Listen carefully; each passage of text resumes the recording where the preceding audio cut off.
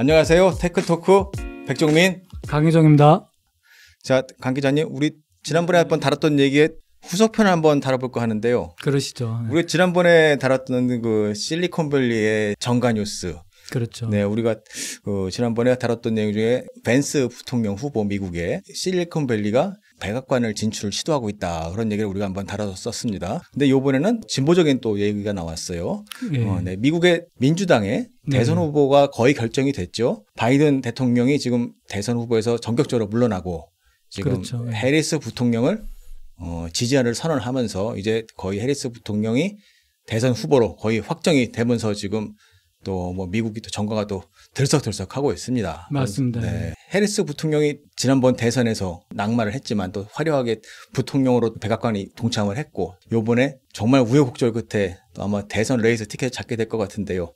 요번에 또 이게 또 참 재밌는 것이 벤스하고 이 실리콘밸리의 주도권을 두고 한번 또 경쟁을 할 것 같은 그런 예상이 되고 있죠. 그래서 그 내용을 한번 우리가 한번 다뤄보면 어떨까 해서 하는데 자세히 한번 또 알려주시면 좋겠습니다. 우리 또 백 기자님도 예전에 또 뉴욕 특파원으로 현장 취재도 많이 하셨고 그래서 좀 많은 정보를 또 저희한테 말씀해 주실 것 같습니다. 아유, 뭐 많은 걸 알지 못하지만 한번 다양한 얘기 한번 나눠보시죠.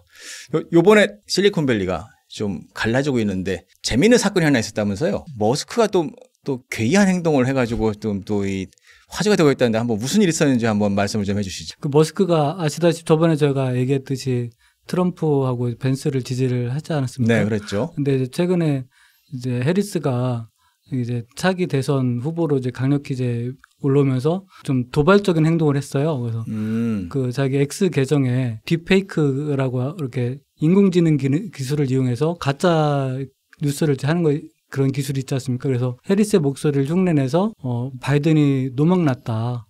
그래서 이제부터 내가 대통령 후보다 이런 그 가짜 영상을 올렸어요. 자기가 가지고 있는 이 X잖아요. 그렇죠. 근데 자기가 가진 플랫폼에 그 또 게시물 정책을 또 위반한 그렇죠. 그걸 또 올린 그런 케이스잖아요. 그렇죠. 희한한 경우죠, 이게. 그렇죠. 이게 원래 원작물에서는 이게 패러디물이다라는 걸 밝혔는데 머스크가 이거를 이제 자기 계정에 올리면서는 그 내용을 쏙 뺐거든요. 네. 그래서 그럼 알 수가 없잖아요. 진짜 같잖아요. 네. 그렇죠. 그래서 많이 논란이 됐습니다. 의도가 뭐였을까요, 이게? 아무래도 해리스가 좀 부각이 되니까 좀 그 기세를 좀 꺾이려고 한 것처럼 보이는데 오히려 좀 역효과가 나지 않았나 생각이 되네요. 오히려 그러면 또 이 해리스 쪽에 계신 분들을 또 집결시키는 그런 효과가 벌어질 수도 있었겠네요, 미국에서는. 그럴 수 있죠. 공격이 될 수가 있겠죠. 이 머스크가 참 괴판같이 참 많이 해요. 가만 보면은 이 트럼프를 지지하면서도 지난번에도 우리가 언급을 했지만은 트럼프가 이 귀에 암살 시도로 총을 맞고 피를 흘리는 순간 또 바로 또 X에다가 또 사진을 올리고 또 뭐 기부를 하겠다 했다 말았다 또 뭐 농담에다 뭐 그런 얘기도 하고 하면서 많은 논란을 일으켰는데 이번에도 또 이렇게 딥페이크 사실상 가짜 영상을 올리면서 가짜라고 말도 안 하고 그러니까요. 그 자기가 주인인 플랫폼에다가 올리는 이런 말도 안 되는 일을 벌이고 있는데 그래서 세간에서는 이 머스크가 천재지만은 정말 이 말도 안 되는 일을 벌이고 있다는 걸 신뢰를 할 수 없다는 이런 투자자분들도 나오고 계시더라고요. 가장 큰 리스크가 머스크라고 얘기하지 않습니까? 머스크 없으면 스페이스X, 테슬라, 뭐 하이프로프 있을 수도 없겠지만은 근데 이 사람이 있으면서도 있는 리스크도 정말 무시할 수 없다라는 표현도 이제 많이 있는 것 같습니다. 해리스가 이렇게 등장한 이유 중에 보면은 실리콘밸리의 애정이나 그런 것도 많이 묻어 있지 않아서 그랬을까요? 머스크도 알기 때문에 특히 경계한 거 아닐까요? 그렇죠. 그동안에 저번에 저희가 벤스 얘기하면서 벤스하고 실리콘밸리와의 어떤 그 관계에 대해서 얘기를 했지 않습니까? 그런데 벤스 못지않게 카말라 해리스가 실리콘밸리하고 좀 오히려 더 어떻게 보면 벤스보다 더 좀 깊은 관계가 있는 것 같아요. 깊은 관계가 어떻게 보면 토박이잖아요, 진짜. 그렇죠. 토박이지. 실리콘밸리가 이제 캘리포니아 주에 있지 않습니까? 네. 캘리포니아 주에서 태어나고 어렸을 때 거기서 자랐고 그리고 거기서 검사 생활을 계속했고 법무장관까지 지내고 그러다 보니까 어떻게 보면 캘리포니아주 실리콘밸리와의 어떤 깊은 연관성이 어떻게 보면 있는 거죠. 그러니까 벤스는 어떻게 보면 우리 말로 표현하면 굴러온 돌이고 이 해리스는 토박이 그냥 정말 저기 박힌 돌. 그렇죠. 이렇게 표현을 할 수 있는 거죠. 사실 미국에서는 법무장관이라 그러면 우리나라 표현을 치면은 검찰총장이라 그렇죠. 같은 거잖아요. 이게. 검찰 그 주의 검찰총장 역할을 했던 거죠. 그렇죠. 그러니까 캘리포니아 주의 주지사 밑에서 하는 것이 그게 검찰총장이고 그리고 이 법무장관도 사실 미국에서는 또 직선제로 뽑잖아요. 그렇죠. 그러니까 선출이 되죠. 그 선출직으로 뽑혔던 경험이 있고 거기서 또 뭐 재판을 다뤘었을 것이고 그리고 거기서 또 상원으로도 지냈으니까 네. 뭐 다양한 뭐 실리콘밸리 사람들을 만났을 것이고 교류도 했고 그랬을 거로 당연히 뭐 짐작할 수 있을 것 같네요. 네. 보니까 그 친인척 관계도 있더라고요. 그렇죠. 뭐 소개 좀 해주시겠어요? 네. 저도 이번에 좀 조사하면서 좀 알게 됐는데 우버의 네. 최고 법률 책임자가 네. 해리스 여동생의 남편이에요. 네. 그 미국식 표현으로 이제 브라더인로우라고 하더라고요. 그렇죠. 네.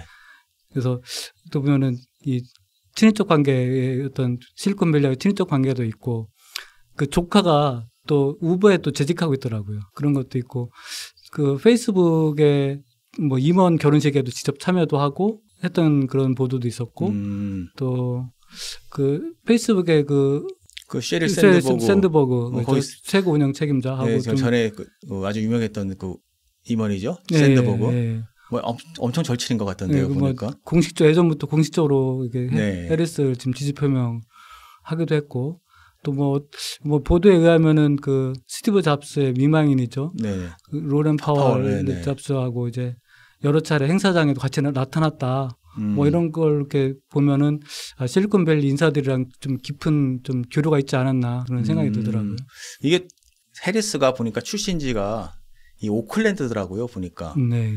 오클랜드가 어떻게 보면 지금 뭐 이렇게 말씀드리면 좀 그렇지만 이게 굉장히 위험한 우범지대거든요. 네. 어떻게 보면 이게 그쪽에 UC 버클리가 있고 그리고 좀 지나가면 뭐 그 옆에 좀 샌프란시스코 좀 넘어가면서 이제 저기 스탠포드도 있지만 어쨌든 오쿠벌 그쪽에 그 지역에 어쨌든 학교도 어떤 굉장히 좋은 학교들이 있고 하면서 훌륭한 사람들과 많이 만날 수 있는 기회가 있다 보니까 아무래도 점점 그 사람들이 이제 스타트업도 만들고 하면서 이제 실리콘밸리의 갑부로 성장할 것이고 그러다 보니까 뭐 자연스럽게 뭐 인맥이 형성되고 그러면 당연한 관계겠죠. 뭐 그리고 또 그런 사람들이 또 이 법무적인 또 일이 필요하다 보면 그렇죠. 또 찾을 것이고 법무장관이고 뭐 검찰총장이니까 송사 벌어지면 또 가서 또 만났을 것이고 그렇죠. 뭐 여러 가지 로비 같은 것도 하면서 서로 이제 교류가 있지 않았을까.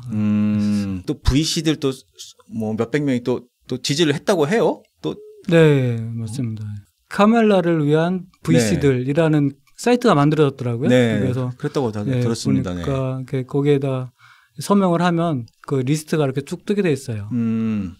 참여자 이름이 이렇게 쭉 뜨게 돼 있는데 7월 31일 현재 그 보도에 의하면 200명 이상이 실리콘밸리에 있는 200명 이상의 VC들이 거기에다 해리스에 대한 지지를 표했다. 공식적으로 서명을 한 거죠. 이런 많은 사람들이 지지를 하면서 이 해리스가 그래도 벤스만큼 또 VC들에게도 돈을 긁어먹을 수 있는 그렇죠. 기회가 이제 생긴 거네요. 이제 네.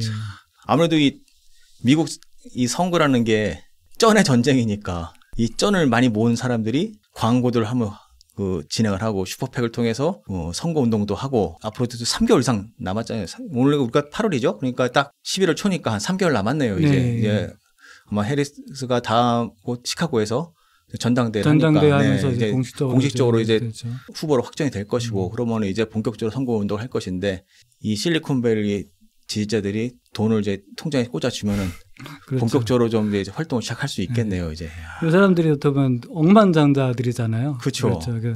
그 서명한 사람들 보니까 그 리드 호프먼이라고 그 링크드인 공동 창업자인데 그 사람도 벌써 이제 서명을 했는데 $700만 기부를 벌써 했더라고요. 해리스한테. 그리고 이 사람이 우리 저번에 벤스 얘기하면서 페이팔 마피아 얘기했지 않습니까? 그런데 페이팔 마피아들이 대부분 이제 이번에 트럼프 쪽으로 지지를 선언했는데 그랬죠, 이 사람도 페이팔 마피아 중에 하나인데 또 이 사람은 또 해리스를 지지하는 쪽으로 돌아서가지고 약간 좀 갈라지는 듯한. 원래 친구들도 다 정치건 똑같이 받을 수가 없잖아요. 그렇죠. 우리 숫자에서는 정치 얘기하는 거 아니라고. 원래 미국 사람들도 절대 자신의 정치 성에 대해 얘기를 안 하더라고요. 아, 그렇군요. 제가 선거 때 취재 나가서 당신 누구 지지하냐 물어보면 아주 막 화를 내더라고요. 물어보면은. 그래서 왜 그런가 했더니 이 사람들이 그런 것에 굉장히 민감해 하더라고요. 그리고 식구들끼리도 이런 거 얘기 잘 안 한다고 하더라고요. 우리는 뭐 사실 뭐 얘기하다 싸우는 경우도 식구들끼리도 많이 봤다고 하는데 그렇죠. 이런 부분들 뭐 당연히 뭐 자기들끼리 마피아라고 하더라도 뭐 일부는 또 다를 수 있는 거고 일부는 또 뭐 또 다른 편을 지지할 수도 있는 거고 뭐 그러게요. 충분히 그럴 수 있지 예, 않겠습니까? 예. 네. 그렇다면 우리 또 이 해리스 성향이 어떤가 한번 더 분석을 해봐야 될 것 같은데 정말 이 해리스가 테크 뭐 실리콘밸리 기업들과 뭐 그러면 사이가 좋을 것인가? 이 어떻게 봐야 될지 한번 더 분석을 해보셨나요? 해리스는 그 자기 성격, 자기 성향을 뭐 직접적으로 드러내는 발언 이런 것들 많이 없었는데 대표적으로 이제 활동을 한 게 작년에 이제 인공지능이 좀 화두가 되고 인공지능에 대한 규제 논의가 좀 있었잖아요. 네, 그렇죠. 그때 이제 백악관에서 인공지능 테스크포스가 만들어졌었는데 바이든 대통령이 그 책임자로 해리스를 좀 지명을 했어요. 그래가지고 해리스가 이제 AI 테스크포스의 장을 하면서 책임자를 하면서 AI 안전 규제에 대한 여러 가지 활동을 좀 했었고요. 그러면서 그때 뭐 우리가 잘 아는 샘 울트만이라든지 뭐 순다르 피차이라든지 그 뭐 MS 회장이라든지 이런 사람들을 좀 백악관을 불러가지고 여러 가지 회의도 하고 그러면서 인공지능에 대해서는 좀 상당하게 좀 활동을 좀 많이 한 걸로 관심도 있고 그렇게 좀 보여집니다. 원래 알던 사람들 그냥 부른 거네요. 어떻게 보면은. 그렇죠. 예. 야, 이게 원래 근데 바이든 대통령이 이 해리스 부통령에게 정권 시작한 이후에 별로 임무를 안 줬었는데 해리스 대통령이 받았던 최애 임무가 저기 국경장벽. 좀 어려운 일들을 많이 이 일을 받아가지고 거의 일을 제대로 못 해가지고 처음에 이 정권 초기 이후부터 미국에서 인기가 영 안 좋았었거든요. 근데 그래서 맞습니다. 네, 그래가지고 사실 어떻게 보면 이 해리스 부통령이 뭐 잘 안 보인다 그런 얘기도 많았는데 어쨌든 지금 이게 뭐 차기 정권 창출하는 큰 어떤 임무를 부여받고 정말 엄청난 기회를 잡은 거니까 본인도 지금 엄청난 노력을 해서 정권을 잡기 위한 노력을 해야겠죠, 정말. 그러려면은 미국의 정말 중요한 핵심 산업인 이 IT, 이 실리콘밸리와의 관계도 잘 마무리하고 이에 대한 또 저기 비전도 잘 정리하는 게 중요할 것 같아요. 보면. 네. 그래서 인공지능 관련돼서 여러 가지 좀 규제 업무를 하다 보니까 해외 언론에서는 이 해리스를 두고 이제 AI 짜르다 뭐 이런 별명까지도 좀 하고 그랬더라고요. 짜르면 별로 이렇게 의미가 별로 이렇게 좋은 좋아 보이지 않잖아요. 그렇죠. 예. 좀 독재자 의미고 뭐 이런 네. 거 하는데 실제로 이렇게 결과를 놓고 보면 여러 가지 뭐 행정명령도 발동하고 의회에다가 이제 좀 AI 규제를 좀 촉구하는 그런 내용도 많이 발표하고 그랬지만은 실제로 이렇게 영향력 있는 그런 실제적으로 뭐 나온 건 사실 별로 없어요. 그래가지고 해외 언론에서도 보면은 AI 관련돼서 해리스가 많은 활동을 했지만은 실제로 관련 기업들이 거기에 대해서 영향을 받은 건 거의 없다. 장애 같은 게 별로 없었다고 얘기를 해요. 그래서 말은 뭐 AI 짜르다, AI 저승사자다, 뭐 이런 얘기들 하지만은 해리스가 집권을 하더라도 AI에 대한 어떤 큰 규제나 이런 건 없지 않을까. 그렇게 전망들을 하더라고요. 그래도 지금 벤스 쪽에 붙은 저 VC들이나 그런 사람들은 또 이 바이든 정부가 AI를 규제를 시도를 많이 했다. 또 불만이 많아가지고 또 이렇게 트럼프 쪽으로 넘어간다. 그런 말도 하고 있는데 어떻게 보면은 이게 또 해리스 측도 어떻게 보면 만약 집권했을 때 또 AI에 대한 강제를 강화할 수 있는 그런 뭐 여지도 뭐 충분히 있다고 봐야 되지 않을까요? 어떻게 보면. 근데 해리스 성향상 그렇게 보면은 되게 강경하게 이렇게 좀 밀고 나가는 스타일은 아닌 것 같아요. 잘 타협하면서 협상을 이끌어내는 그런 스타일이 아닌가. 밀어붙이는 것보다는 온건한 협상주의자, 외신 보도를 쭉 보면서 그런 걸 느꼈습니다.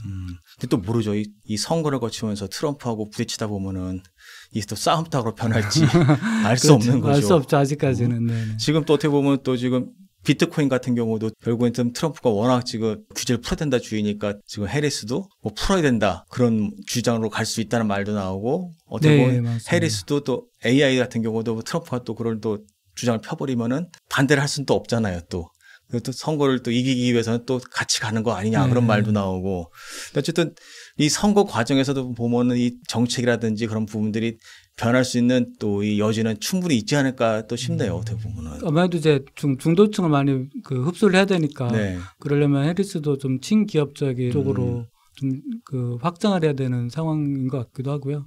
앞으로 어떻게 될지 잘 모르겠지만. 근데 또 관건은 결국 당선 가능성인데 이게 실리콘밸리 AI 그런 걸 떠들어가지고 당선할 수 있을까?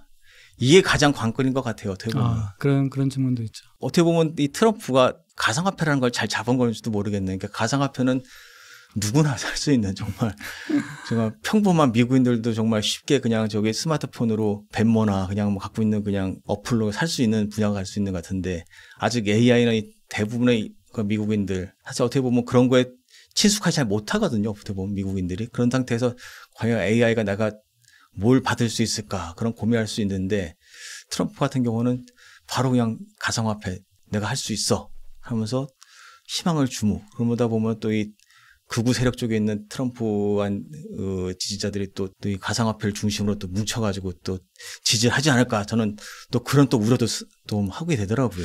그러다 보니까 이제 해리스도 가상화폐에 대해서는 아직 네. 특별하게 언급을 하지 않지 않습니까? 그래서 네. 얼마 전에 트럼프가 가상화폐 컨퍼런스 참여해가지고 이제 했는데 곧 이제 해리스도 거기에 대해서 어쨌든 입장을 발표해야 될 것 같기도 하고 좀 친 가상화폐적인 발언을 하지 않을까. 그러다 그렇게 보면 예상이 되고 있습니다. 결국 두 사람이 똑같아지는 거 아닐까 싶어요. 걱정돼요. 어떻게 보면은 독자적인 자기들만의 정책이 아니라 결국 그나물이 되는 게 아닌가 싶기도 하고 네. 어떻게 보면 그러다 보면 또 정말 저기 인류를 위하거나 아니면 뭐 저기 전 세계의 공정의 이익을 원하는 것보다는 어떻게 보면 실리콘밸리 이익을 원하는 그런 또 대통령이 나오는 거 아닌가 싶은 또 그런 또 우려스러운 생각도 일각에서는 하게 되더라고요. 네. 자, 그럼 그렇죠. 우리 또 관련된 부분 하나 고민해보고 싶은데 이 전기차나 배터리 또 이런 부분들을 또 어떤 생각을 또 해리스가 좀 하고 있는지 한번 찾아보셨나요? 어떻습니까? 우리나라에서는 또 배터리 뭐 이런 것도 네. 많으니까 걱정들 많이 하시잖아요. 그래서 뭐 트럼프가 되면은 전기차에 대한 뭐 의무화를 폐지하겠다, 뭐 이런 보조금 폐지하겠다 이런 내용도 많이 얘기하고 그래서 걱정스러운데 지금 해리스는 과거 때부터 보면은 이 환경 정책, 기후 에너지 정책에 대해서는 좀 명확한 비전이 있더라고요. 그래서 지금 2020년에 이제 미국에서 민주당 경선 후보로 나섰지 않습니까? 그때 그 나온 공약집들을 보면 기후 변화, 환경 정책에 10조 달러를 투자하겠다. 2045년까지. 10조 달러고 하면 우리나라 돈으로 1경 3천조 원이거든요. 진짜 어마어마한. 셀 수도 없어요. 네. 저도 계산이 안 돼서 찾아봤습니다. 1경 3천조 원이라는 어마어마한 돈을 친환경, 전기차라든지 태양광, 풍력, 거기에 배터리까지 포함되더라고요. 이런 데 좀 투자를 하겠다라고 발표를 했었습니다. 공약집에 그때 당시에 보면. 좀 달라졌겠지만 그래도 이쪽 분야에 대해서는 바이든 못지않게 좀 확고한 비전과 철학이 있다라는 것도 볼 수 있겠고요. 정말 해리스가 집권이 되면 바이든의 어떤 친환경 정책, 전기차에 대한 정책들은 좀 더 공고해지지 않을까 하는 생각이 들습니다. 참 이번에 어쨌든 특이한 것이 어쨌든 공화당에서는 어쨌든 실리콘밸리가 밀고 있는 부통령 후보가 나왔고 민주당에서는 실리콘밸리 출신의 대통령 후보가 거의 뭐 확정적이고 네. 어쨌든 누가 되든 간에 정말 역사적으로 처음 실리콘밸리에서 뿌리를 둔 네. 그냥 뭐 대통령이 부통령이든 어쨌든 백악관 입성이 거의 뭐 확정적인 거라고 봐야 되는 거잖아요. 그렇죠. 대통령이 되든 부통령이 되든 과거에 네. 레이건 대통령이 백악관에 들어갈 때 정말 배우 출신이라고 정말 화제가 됐었는데 네. 이번에도 정말 이 당선이 된다면은 두 사람 중에 누구든지 같은 간에 서부 쪽에서는 반기할 상황인데 어쨌든 이것들이 좀 우리 앞으로 미래 기술 분야에 대한 상당 영향을 많이 있을 수 있는 것은 확실해 보이는 것 같습니다. 네. 참. 전 어쨌든 앞으로 남은 3개월 동안 우리 테크 분야에서 관심 계신 분들 이 미국 선거가 어떻게 진행될지 한번 지켜봐야 될 필요는 있을 것 같습니다. 그렇죠. 미국의 어떤 대선 정책, 대선 후보자가 대통령이 누가 되냐가 또 우리나라, 미국뿐만 아니라 전 세계 또 우리나라에 좀 영향을 많이 미치니까요. 거의 좌지우지한다고 봐야죠. 그렇죠. 또 우리 또 투자자분들도 미국에 많이 좀 투자도 많이 하고 계셔가지고 네. 많이도 관심들 많으실 겁니다. 네, 알겠습니다. 하여튼 저희도 계속 이런 상황을 살펴보면서 또 변동 사항이 있으면 또 한번 또 우리 시청자분들께 알려드려야겠습니다. 네. 백종민 강의정의 테크토크 오늘 여기까지 마치겠습니다. 감사합니다. 감사합니다.